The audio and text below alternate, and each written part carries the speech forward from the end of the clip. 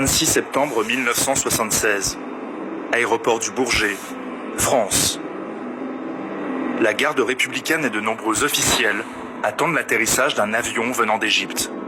L'avion contient une grande caisse en bois.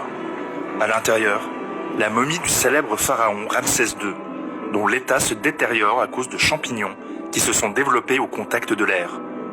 La dépouille est transférée sous bonne escorte au musée de l'Homme, où une cinquantaine de spécialistes vont analyser la momie, les bandelettes et le sarcophage.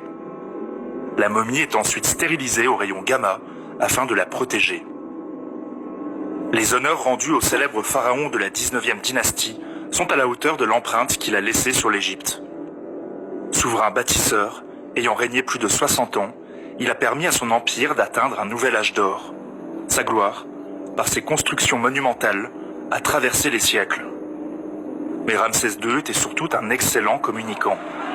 Engagé dans un grand conflit avec l'Empire hittite, il a participé à la plus grande bataille de chars de l'histoire antique.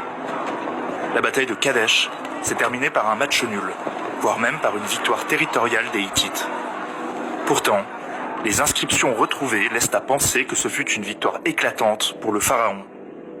Ramsès II a réécrit l'histoire à son avantage durant son règne, ce qui en fait l'une des plus anciennes opérations de propagande encore observables que nous connaissons. Revenons donc sur le règne de Ramsès II et demandons-nous comment il transforma une semi-défaite en victoire.